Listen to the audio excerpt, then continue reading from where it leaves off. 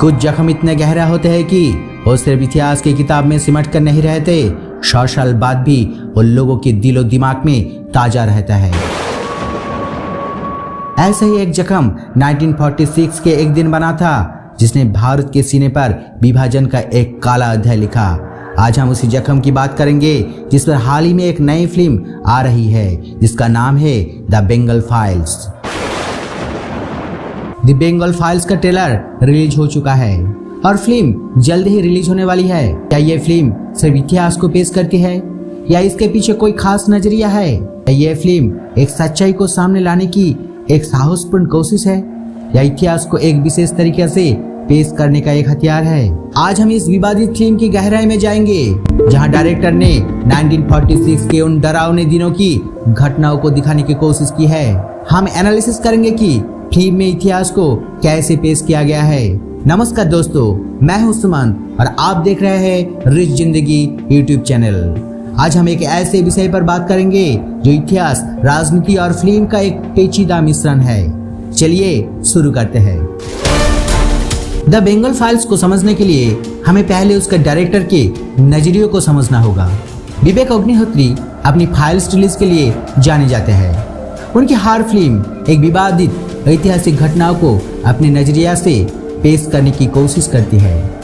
इस फिल्म में भी उन्होंने वही टेक्निक अपनाया है। ये फिल्म 16 अगस्त 1946 के डायरेक्ट एक्शन डे के दिन हुए घटनाओं को दिखाने की कोशिश करती है।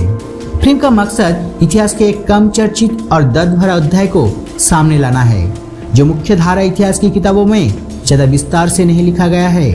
फिल्म के ट्रेलर और प्रमोशनल कंटेंट को देखने के बाद पता चलता है कि ये फिल्म एक विशेष कम्युनिटी पर हुए अत्याचारों की कहानी सुनाएगी।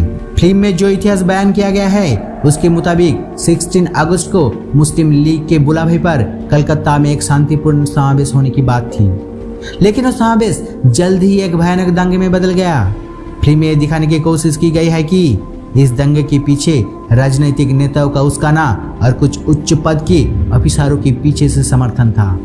फिल्म की मूल कहानी गोपाल पाठक नाम की एक कैरेक्टर के इर्द गिर्द घूमती है। फिल्म में उसे एक साहसी हिंदू नेता के रूप में दिखाया गया है जिसने अपने समाज की रक्षा करने के लिए प्रतिरोध किया। फिल्म के बयान के मुताबिक जब शहर के एक हिस्से में व्यापक हिंसा शुरू हुई और पुलिस प्रशासन कुछ नहीं कर पाया, तब गोपाल पाठक अपने लोगों के साथ उनके खिलाफ खड़े हो गए। फिल्म में दिखाया गया है कि उनकी भूमिका पर वितर्क होने के बावजूद उन्होंने बहुत सी लोगों की जान बचाई। द बंगाल फाइल्स का ट्रेलर रिलीज होते ही इस पर एक जबरदस्त वितर्क छिड़ गया। लोगों का एक ग्रुप का मानना है कि ये फिल्म ने हिम्मत के साथ उस ऐतिहासिक सच्चाई को सामने लाया है जो लंबे समय से छुपा था। इनका मानना है कि ऐसे फिल्म समाज को जगा सकती है और ये मूवी उन सब शहीदों का श्रद्धांजलि है।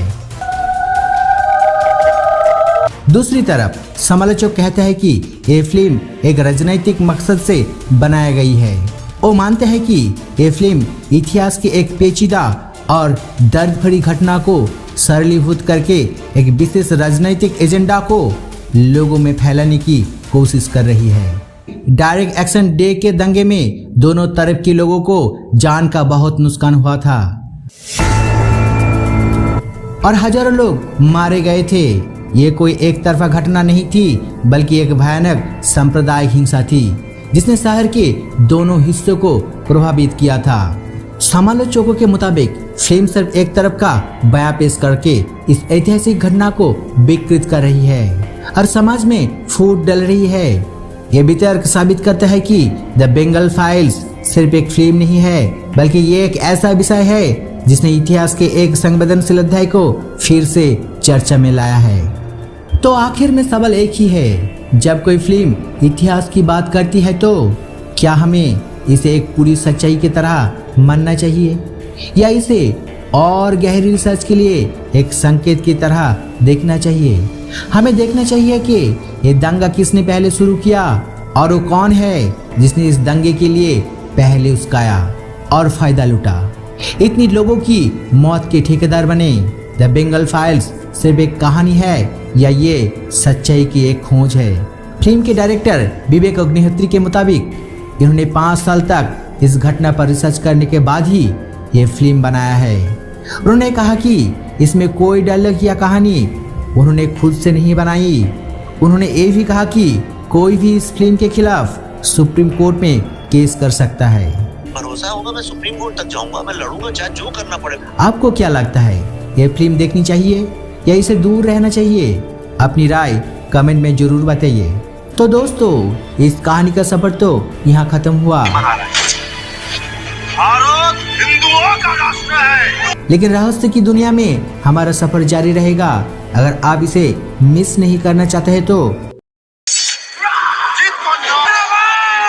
अभी रिच जिंदगी को सब्सक्राइब करें, लाइक बटन को दबाइए और इस वीडियो को शेयर करके सबको बताइए कि एक नए सफर की तैयारी हो रही है। अगले हफ्ते फिर मिलेंगे एक नए रहस्य के साथ। धन्यवाद दोस्तों।